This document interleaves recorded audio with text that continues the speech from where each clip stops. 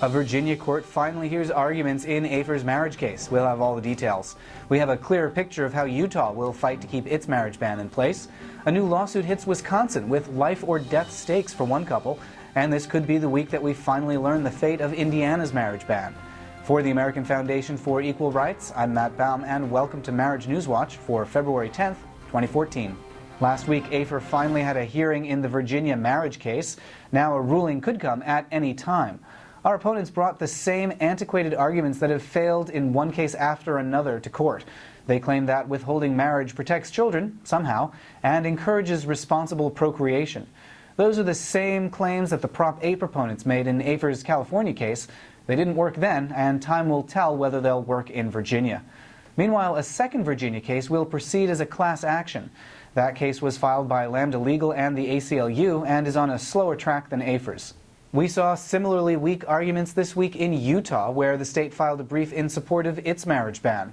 As justification for discriminating against LGBT couples, the state cited the needs of children. Of course, just about every major child welfare organization in the country has spoken out in support of marriage equality. The ACLU has asked for an expedited hearing in a separate case in Utah.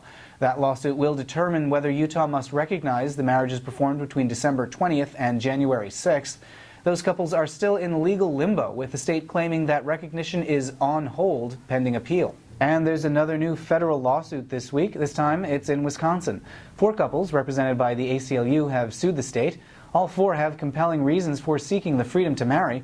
For example, Ray Badger and Garth Wangeman have established power of attorney for each other, but when Wangeman fell into a coma, his father tried to seize control from Badger and pull the plug on his son. Badger was able to keep his partner alive until he eventually awoke, but had they been married, his authority would never have been called into question. We're expecting big news this week in Indiana. The marriage ban could go before the Senate Rules Committee sometime this week.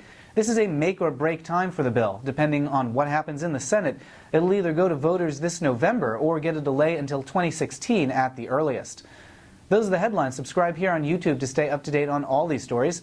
For the American Foundation for Equal Rights, I'm Matt Baum. Thanks for watching. We'll see you next week.